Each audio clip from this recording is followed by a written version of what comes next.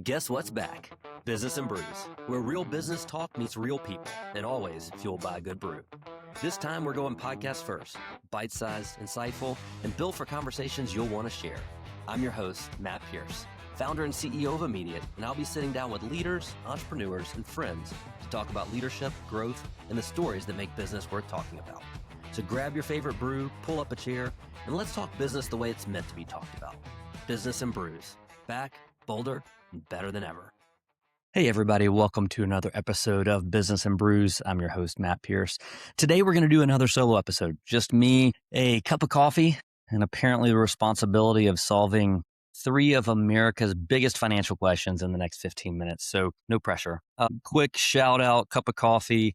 I'm drinking out of a Strata mug today. This is one of our partners, a really great company. Enjoyed working with them and lots of big things in front of us with that group. So I just happened to grab that when I was making a coffee and wanted to give them a quick shout out. So I'm excited about today's episode because for those of you who don't know, inside the Immediate Pay app, we have an AI-powered financial health coach named Fortuna. And Fortuna gives our users a place to ask questions about money, budgeting, debt, savings, really like whatever is on their mind financially. And so as we're planning content, we thought it would be really good to focus on questions that people are actually asking, not what we think they should care about, not what some financial expert sitting behind a desk thinks they should care about, but what are real people in the immediate user community actually asking when they have a place to get help with their finances. And so these three questions kind of rose to the top. Number one, how can I pay off credit card debt quickly? Number two, how does debt relief work?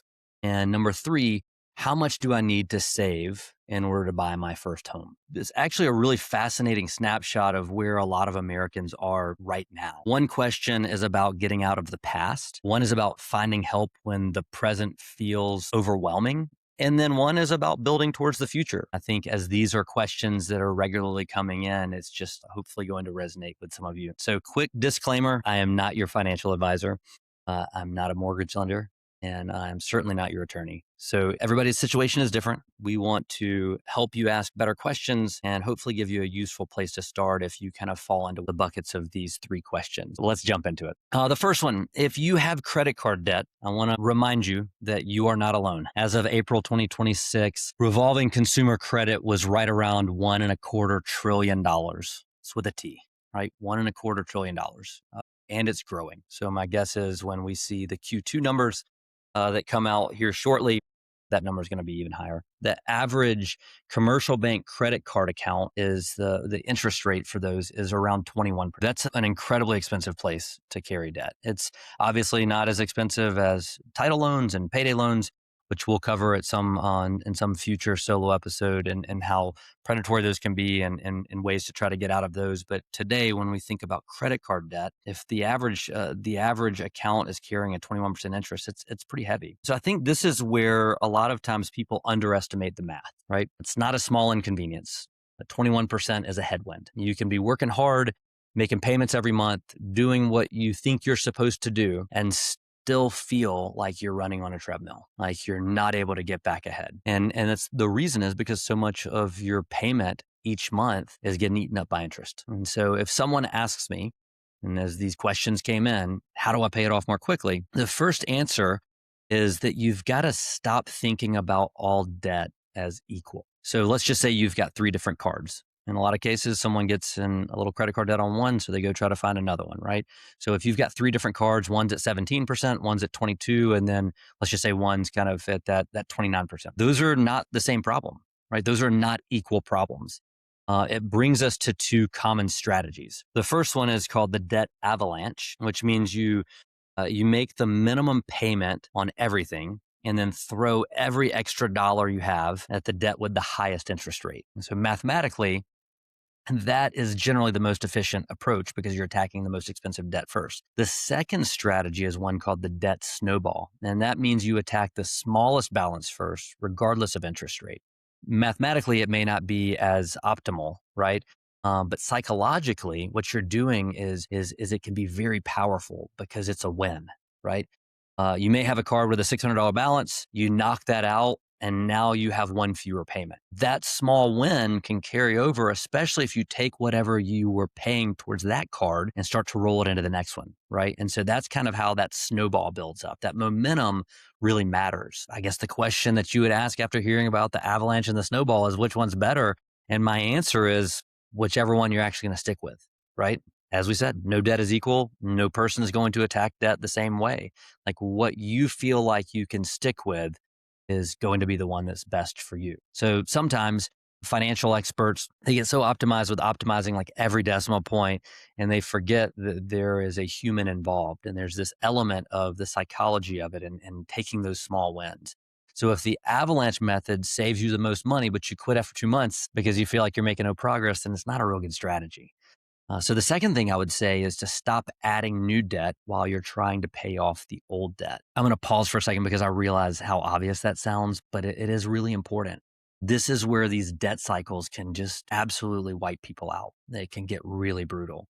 You pay $300 towards a card, car breaks down, you don't have any emergency savings, and you put $700 on that same card. And now you're in a worse off spot than when you started. And going back to the earlier comment, psychologically, it just takes a toll, right? So that's why I'm a big believer that even when paying down debt, you've got to start thinking about this emergency buffer. And that's not going, oh, I need 3 months living expenses on day one. It's just not, that's not realistic. Maybe the first target is just, I need $500 and I'm going to try to set aside $100 a month for the next 5 months, or I'm going to go pick up a side hustle where I can make $50 every 2 weeks. And I'm gonna kind of stack it like that, right? Whatever the number is, however you're gonna get there, the point is that you want to create enough breathing room that every surprise doesn't automatically become new high interest debt. Okay.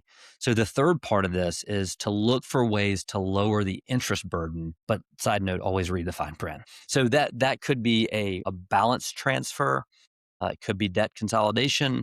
It could be calling the card issuer directly and asking if there's hardship options that are available. The important thing here is to not confuse moving debt with paying off debt. If you transfer $10,000 worth of debt from one card to another and then run the first card back up, congratulations. You have not solved the problem. You have simply given the problem another problem as a roommate, and they're probably talking about you when you're not in the room. So my simple framework here is to know every balance, know every interest rate, and pick a strategy. Automate the minimums if you can, and then attack one balance aggressively. The last thing I'll say on this is to stop digging while you're trying to climb out. And I'm going to say that again because it's very simple, but it's kind of profound. To stop digging while you're trying to climb out. Okay, that's question one. So the second one is a little bit more complicated because the question kind of rolls into the debt side of things. How does debt relief work? And it's probably the question where I want people who are in this process or thinking about this, you got to be really careful because the phrase debt relief sounds wonderful, right? Who doesn't want relief? But debt relief is really an umbrella term. And underneath that umbrella, there's several different things. There's credit counseling, a debt management plan, debt consolidation, debt settlement. These four things are not interchangeable. If you've ever heard of the Consumer Financial Protection Bureau, they make a very important distinction, the CFPB. Their distinction is nonprofit credit counseling organizations typically help people manage money and manage debt, while debt settlement, consolidation, and credit repair businesses are often for-profit businesses that are selling a service. So let's make this really simple. Credit counseling is typically a good place to start for someone who feels overwhelmed and doesn't even know where to begin. A reputable nonprofit credit counselor may help you look at your budget, understand your debts, and potentially create a debt management plan. A debt management plan may involve making one payment through the counseling organization, which then pays participating creditors under an agreed plan. Different from that is debt consolidation, where you combine multiple debts into one new loan or one account. Essentially, you're trying to, like the earlier example where we've got multiple different percentages, you may try to combine all those into one. And consolidation can make sense in the right situation. But if you simplify 5 payments into one, you get a lower interest rate. Again, important, consolidation doesn't magically erase the debt. You still owe the money, you're just paying it off at a lower consolidated rate. So if you consolidate those and then you start to run cards back up, again, digging the hole while you're trying to climb out, you can end up in a significantly worse position. So you've got to think about understanding the terms and definitely consider free support from these nonprofit credit counselors, especially when evaluating debt consolidation. It's something that you should reach out and have these conversations and get some very specific advice from people who can help you in these situations. The last one on there is the debt settlement piece. And this is where a company may try to go in and negotiate with creditors. So you pay less than the full amount owed. And this is where warning lights sometimes need to come on, okay? Because some debt settlement companies may encourage people to stop making payments while negotiation happens. And that can mean late fees, penalty interest, collection calls. It can start to damage your credit. And there's no guarantee that every creditor will agree to settle. So when you think about debt settlement companies, in a lot of cases, they charge expensive fees, or they may encourage you to stop paying bills and may fail to settle any or all of those debts. So if you're listening to this and you're at a point where you feel like the debt is unmanageable, my advice is definitely not just work hard. There's a lot of people out there who think, oh, just work harder, or just do this, or just that's not it, right? It's definitely not click the first Instagram ad that promises to erase 80% of your debt by next Tuesday.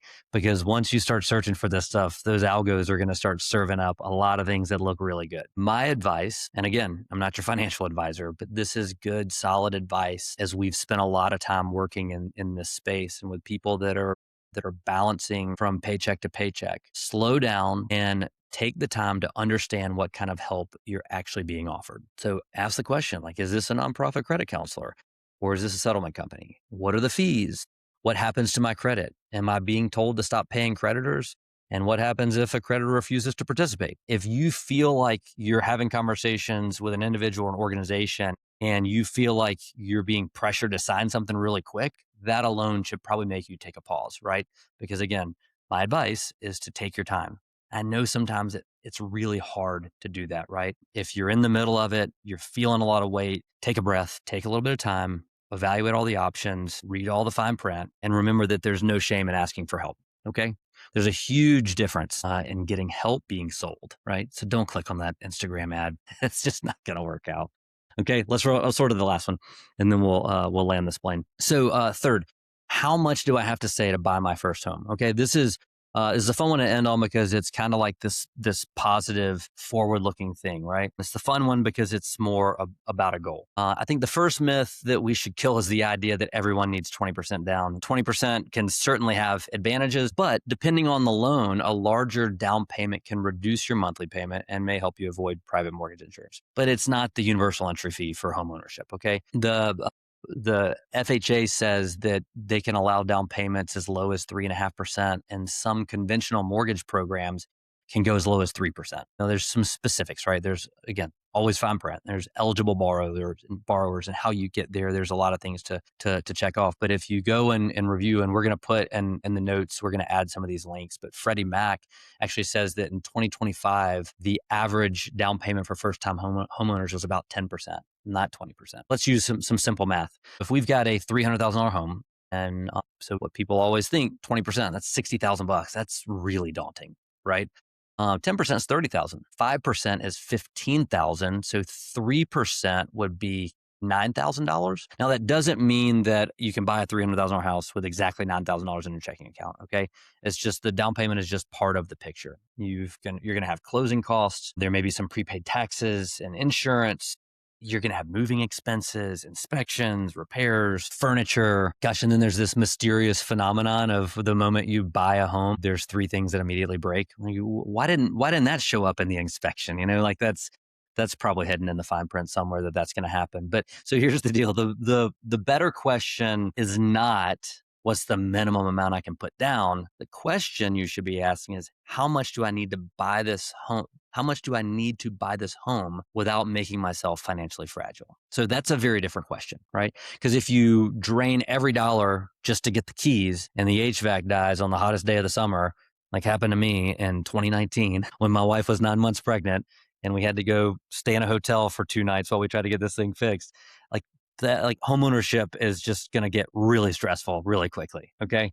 So if I were planning for buying a first time home, I'd think in 4 buckets. So bucket 1 would be the down payment. 2 is the closing and transaction costs. 3 is the moving expenses, and then whatever like small home expenses there may be as you kind of get going. And then 4 is just to have some cash reserves after closing.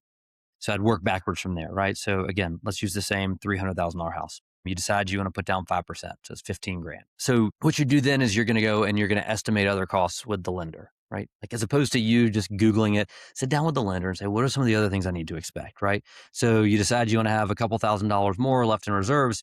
So now you've got a real savings target. You go in, you sit down and go, I don't just need $15,000. I need $24,000.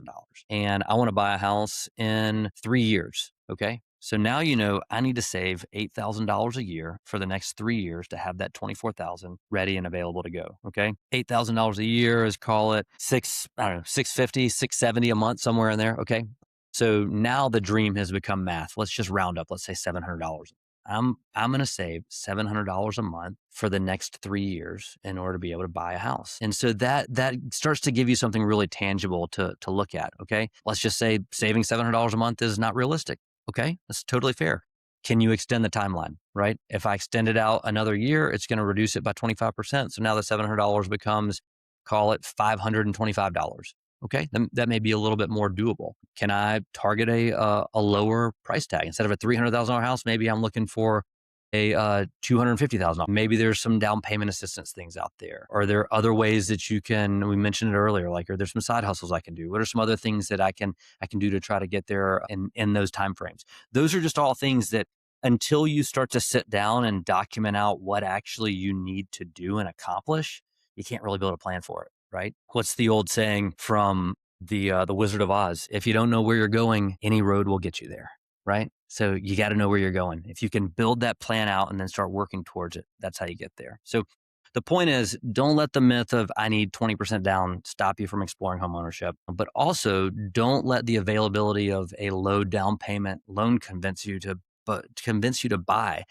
I'm going to redo that part. But also don't let the availability of a low down payment loan convince you to buy before you're financially ready. Those two things can both be true. Don't have to have 20%, but just because I got a really good rate doesn't mean I need to jump into it. Okay. So we'll bring this thing home, wrap it up. To recap, the 3 most common questions people are asking Fortuna inside the Immediate Pay app. How do I pay off credit card debt quickly? How does debt relief work? And how much do I need to save to buy my first home? And I think there's something encouraging about those questions because underneath all 3 of them is the same basic idea. People want to move forward, right? They want to get out of debt. They want to understand their options. They want to build something. And maybe that's the biggest takeaway from today's episode. Your financial life does not change because you suddenly know everything about money. It changes when you get a clear perspective and understanding about the next decision that's right in front of you. So maybe your next decision is listing every credit card balance and interest rate tonight. Sit down, write it all out, just understand it, right? Maybe it is talking to a reputable nonprofit credit counselor. Maybe it's opening a separate savings account and putting your first $50 towards a future home and committing to do that every month for however long it takes. You don't have to solve your entire financial life this week, but you can make the next decision and then the next one. And over time, those decisions add up and you get to where you're going. Again, start building out the plan and start tackling them one at a time. I hope this was valuable for you. I hope it was helpful. And I know that these are the top questions that are coming in. So hopefully there's some good nuggets in here that can help you move forward. Again, thanks for joining me for another episode of Business and Brews. I'm your host, Matt Pierce. You guys keep asking good questions. We'll keep answering them the best we can. I'll see you next time.